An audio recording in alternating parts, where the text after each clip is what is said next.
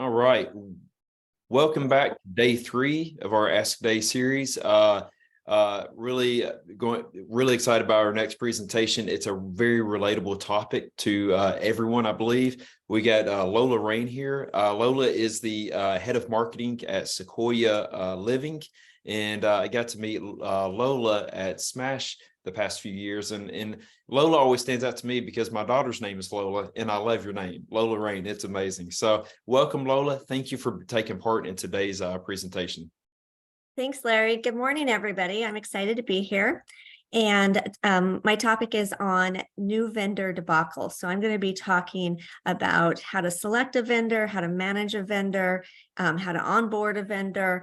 And let me go ahead and start with a story, though. Okay, great. Yeah. So this was my maybe not the very first time, but one of the first times that I was handed a vendor. It was very stressful. And I was given this project to launch a website in 90 days, and the company had already been working on it for 9 months. So they hired me specifically to try to get this web project complete.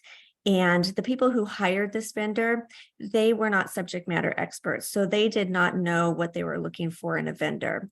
And it turned out that this company had overpromised. And on top of that, they had promised to develop this website on a platform that was not compatible with iOS.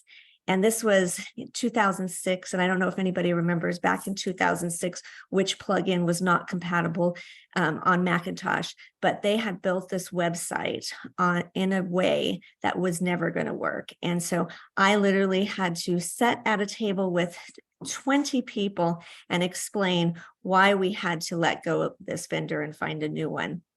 And I'm saying that this is probably one of the most stressful moments of my entire career, and it was very early in my career. And since then, over the last 20 years, I've had great vendor experiences. I've had horrible vendor experiences. I've been fired by vendors, in fact. And this has led me to try to refine the way that I select vendors and onboard them and work with them. So I'm going to share a couple of slides real quick. So what I'm going to be speaking about today is how to find the right vendor, and we'll talk a little bit about agency versus contractor, the estimating and contracting process and statements of work. We'll go over what might be on a new vendor checklist, talk about transparency, what success looks like, how to manage the relationship, and especially one of the most important things, paying invoices. I feel like I spend at least 10 hours a month paying invoices, and I'm going to show you why. So this next slide here illustrates all of the vendors and contractors that I oversee on a regular basis. And when you think about when somebody says, I'm busy, and you're maybe a vendor trying to get in front of a senior living executive, or you're a senior living executive saying, oh my gosh, I have so many vendors to manage, and I wish people would just stop sending me solicitation emails because I can't even think about adding somebody else. This right here illustrates how these relationships take so much time for a marketing department, or any department for that matter, right? If you work in IT or any other department, there's a lot to manage. And besides just the vendors and contractors, when you think of it from a marketing standpoint, sure, you need all those people to execute your marketing, but you also need the channels to get your marketing out there. And this is a illustration of how many different media outlets and partnerships that I manage on a regular basis as well. So this is what takes up the majority of my time. And this is why managing vendors and contractors is so important, so that you can manage your time, but not just that, hire people who are excellent at what they do and be able to have a wonderful relationship with them. So let's talk a little bit about the vendor search and what you do when you are looking for a vendor. I'd love to know from the audience how many people actually make a checklist of what they're looking for in a vendor before they search for a vendor.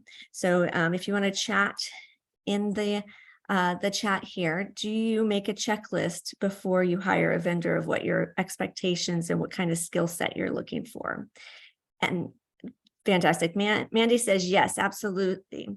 And then the other question is, vendor, when you're looking for a vendor, are you more inclined to work with an individual contractor, or do you look for an agency? So go ahead and put in chat, contractor or agency. What is your preference? Because for me, it's kind of split. If it's a contractor, I have direct access to them. If it's an agency and I need to make changes to an ad or a web page, I may have to go through an account executive.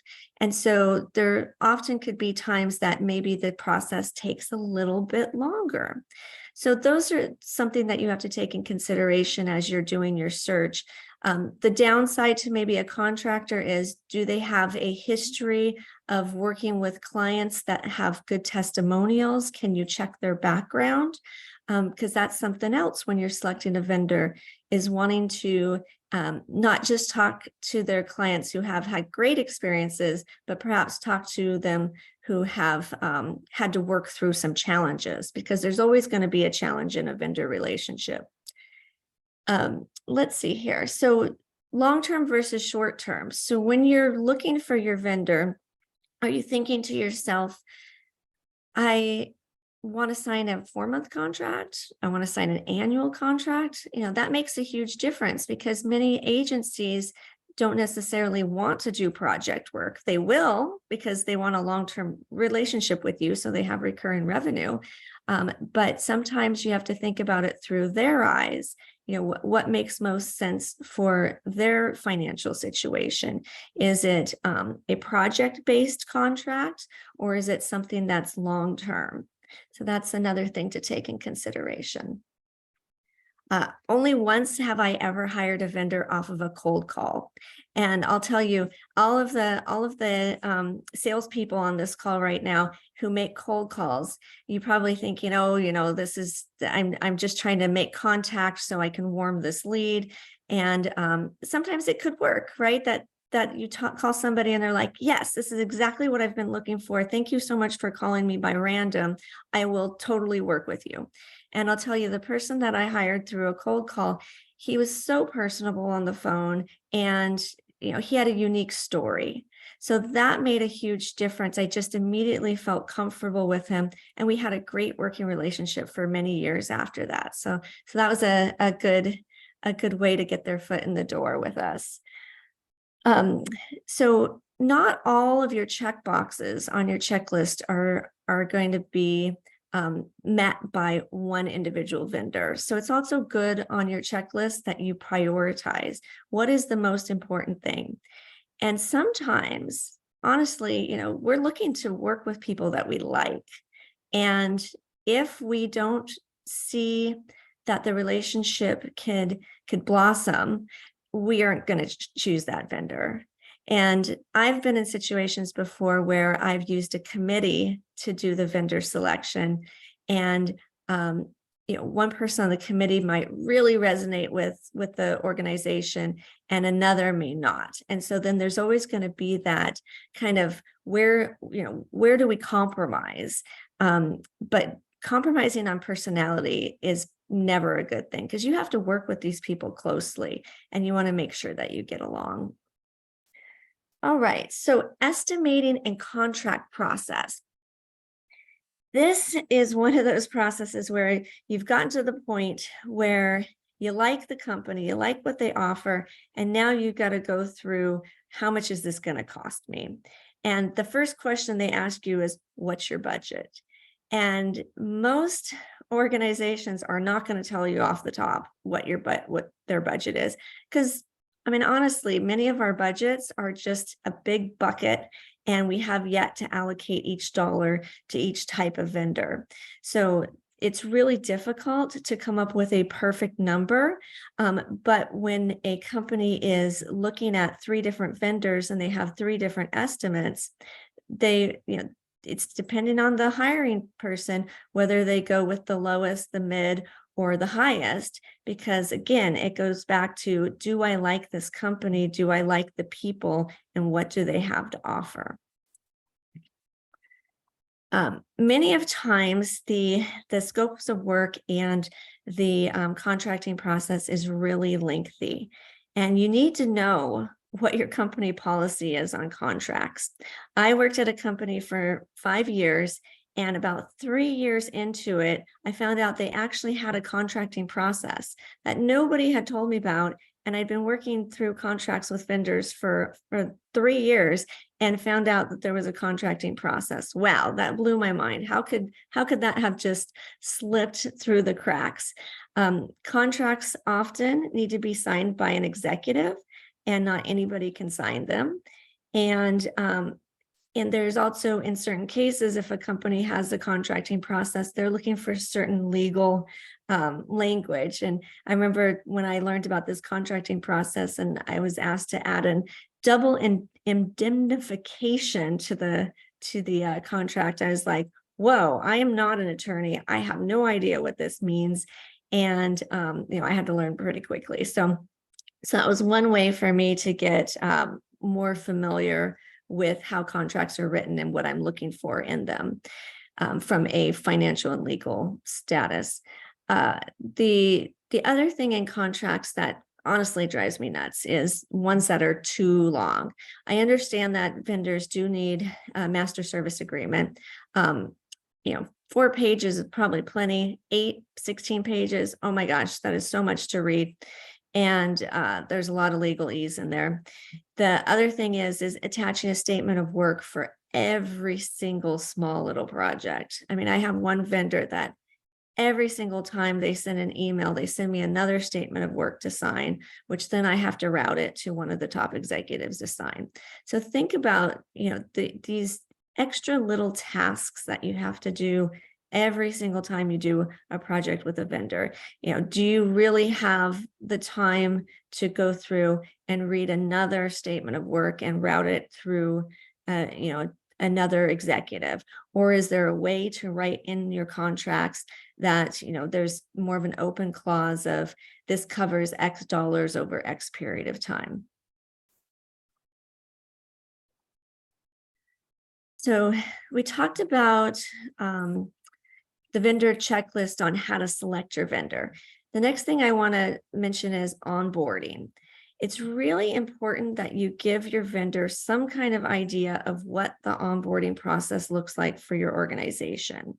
And a lot of that is setting them up with your accounts payable department. So some organizations may have their own master service agreement that the vendor needs to sign. Some have vendor paperwork. At Sequoia Living, we have a vendor setup form, an ACH form, and we need a W-9. It's 3 forms to set people up in our system. And it takes time, obviously, for the vendor to pull that information together, and it takes time for our AP department to put them into the system.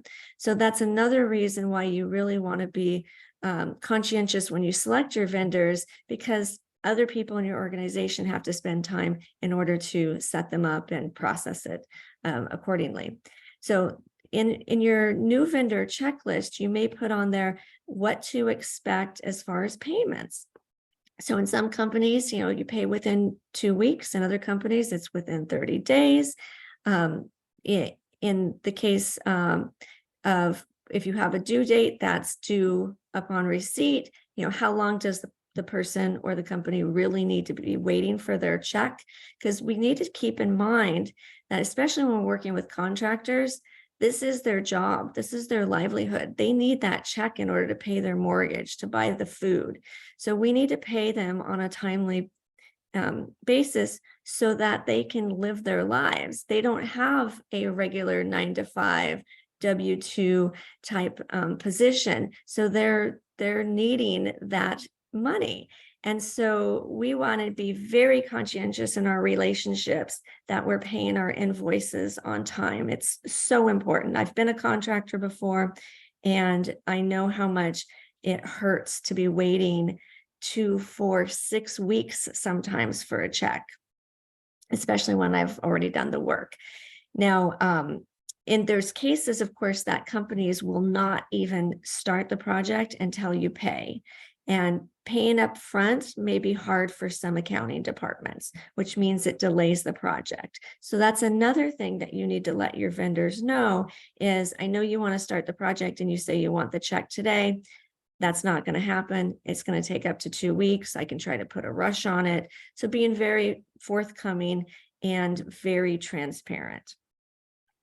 Through transparency, it's also good to tell this new relationship what has not worked for you in the past. Are there situations that have happened with vendors that you never want to see happen again? Also, through this transparency, this is good for the relationship building. And it's also good for you to reflect on yourself. What has not worked in the past? And, in some cases, if you're a subject matter expert and you're hiring an extra pair of hands to help you with that. I know in my case, sometimes I think, oh, did I come across a little arrogant because I know this, right? Like, I just really need to tell somebody, here's what I need you to do.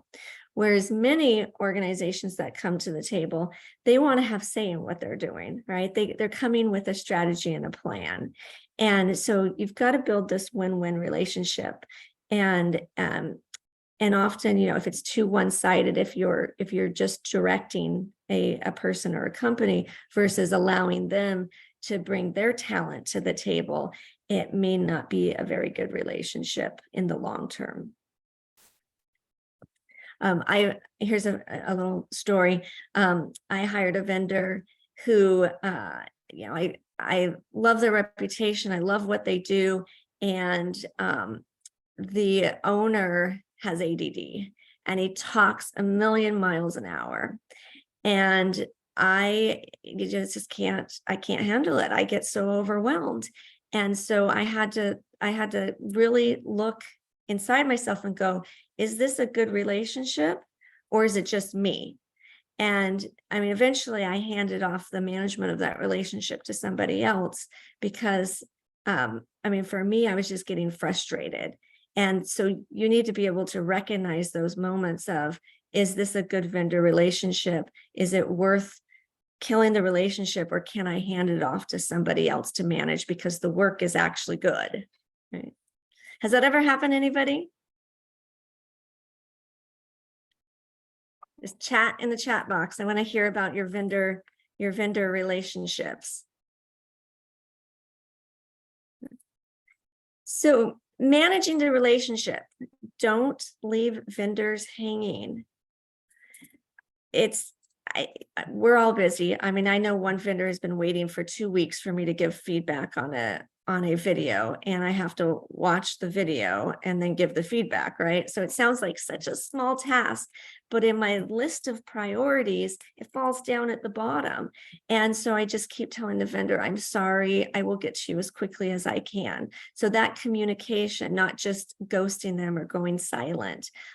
It's this, it's a two-way street there, because you may be waiting for something from a vendor and you just want them to say, hey, I'm still working on it, or you can expect it this date. In those cases where you're waiting for a vendor, that's again, is it a red flag? Is this a vendor who's going to be late on every project? That's something to recognize ahead of time. And that's actually one of the reasons that I often will do 3-month contracts at a time, is because I'm trying to figure out, how am I best going to work with this company or this individual? If it's a year contract and you get halfway through it and you go, oh my gosh, I cannot wait for this year to be over, that's not a good vendor relationship. All right. So I also, I spoke about invoices. Please pay invoices on time or early. It's about building a good relationship, and that if you're continuously late, you are eroding your relationship. And so that's important. If you like that vendor, pay them on time. Larry, let's get some questions from the audience, or you ask me questions, or Dave, do you have questions? Well, So many questions. So like, well, first of all your charts at the beginning give me the anxiety because that's my life too, right? So, and, I'm I've known Lola the entire time I've been in senior living now, and this, I've got advice from her over the years for sure. And I actually had an interesting conversation this week. So I'm in a unique position of marketing a marketing agency in senior living, and so I am both the vendor and the recipient. Like I actually deal with both, but I think one thing this conference has shown is that we have, the relationships I built in 3 years. There's a very strong and interconnected group of vendors in this industry. We all know each other. We all like each other. We trust each other. We refer. It's really great. But this conversation I had this week with a media group, I was talking about just doing some scheduling, some brand awareness, like in your second chart there. You're like, I deal with all these outside entities for just branding and any info that needs to go out the door. And I was kind of taken aback, and we were talking about conferences and very specific things, and just your thoughts on this. We live in this conference world, a lot of us, but he's like, there's so many. He's like, you're in the bubble now, and there's so many senior living marketing people working in communities who are outside the bubble, who are not in that, not in that community of conferences. They're not, fortunate enough to be able to go there. So just talking about that and helping someone who's a VP of marketing or sales in a community who never gets to interact with us. It's like, we think we know everybody, but then he kind of bursts he's like, no, you're in the bubble, outside the bubble. So how can we help people who don't get to go be in our bubble all the time, connect, find good vendors? Any thoughts around that? So you make such a good point there. There are the organizations that we see over and over and over again at conferences. I mean, you were there at Argentum, or Senior Living Executive Conference, and that's that's the group, right? That's those are the usual suspects. And when I get calls or emails from these companies I've never heard of, I just, I kind of cringe, because the process to interview them is going to take such a long time because I didn't meet them at a conference. And from a vendor perspective, when I worked at companies, tech companies, that we had to have a booth at Leading Age, and I could expect to spend $20,000 on that conference, not just for the booth and the setup, but for the hotel and the travel, right? It hurts to spend that much money. And at the same time, that's the way to get in front of people and start building a network. Now, if you're not in that bubble, you've got to start somewhere. And even if it's, I'm an advocate of course, for senior living foresight. And, that's a great place to start to get out there. There's other outlets within the senior living organization. And if you have a sales team, I mean, they're doing that cold calling, they're doing those introductions. So it's tough. It really is, to get in front of the right person at the right moment when they're looking for you, because they're just going to ignore you when they don't need you. For sure. Yeah, no. And I was trying to just flip it around and think from the internal marketing teams who doesn't get to connect with us, or how, even doing things like this is a way to do that. So it was eye-opening to me just to have that bubble popped. It's like, oh, well, there's so many people your message isn't reaching because they're not in the conference loop. So I think, finding ways to connect with, for me, marketers in our industry is outside of the conference bubble is kind of an eye-opening thing that happened this week. So just thought I'd bring that up. Go ahead. Go ahead, Lola. I'm so sorry. I was going to say, email marketing, that's the only other way that I can think, if you're not going to pick up the phone and call. But even then, email marketing is going to get stuck into most companies' spam folders. Yeah, for sure. And that kind of follows up on my question, which was specific advice for salespeople, because, the emails we hear are not getting through. Phone calls, people don't like cold calls. Sometimes they get through. What do you think about content marketing to really open up that dialogue to get, some of these, whether it's communities or vendors, to think differently, to accept, that communication from the sales team? So when you say content marketing, are you meaning like digital, like? Yeah, LinkedIn like in or- terms of getting more into providing, really strong, relevant information that gets people to think differently. It might be blogs, it might be case studies, white papers. Yes. Well, think about what's trending at the time. So right now I get tons of emails on AI.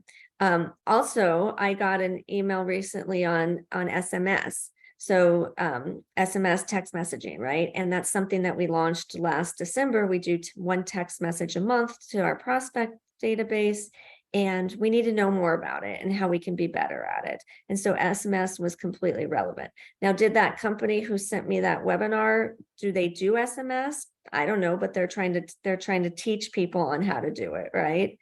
So that's something else, is thinking about what is a relevant conversation that your target audience needs to know about today, and how can you provide that information to be helpful and less of a salesperson. Yeah. Well, kind of Absolutely. yeah, it Yeah, goes no, back to the I think it's been an overarching theme, right? Is that Yeah. even the marketers and the salespeople in any industry, but this one in particular, we've had to pivot to become educators, so that, like you say, Lola, I don't need you when I don't need you, but when I do need you, I've already had that education and I'm now in a buying position. So perfect. It goes back to digital marketing. It works when you can meet people where they are in the process. So this has been great. Lola, where can people find you to further connect? So LinkedIn, I'm Lola Rain. You can find me on LinkedIn, and I will be at Smash in Las Vegas. That's October 16th through 18th. Smash is completely sold out. So if you have not registered, sorry, you can't come this year, but we are very excited. I work with Bailey Beacon. I've been doing social media for Smash for the last 5 years, and I love that conference, and I will see everybody there. Absolutely. We'll see you there. It's gonna be a lot of fun. So thank you, Lola. Lola, that was a great presentation. Again, very relevant. I think everyone can identify with what you're speaking about on both sides of the table. So we have our next presentation coming up at 12:20 Eastern with Kyle Rand with Rendeavor, and I look forward to seeing everybody back at that time. Thanks. All right. Thanks, everybody.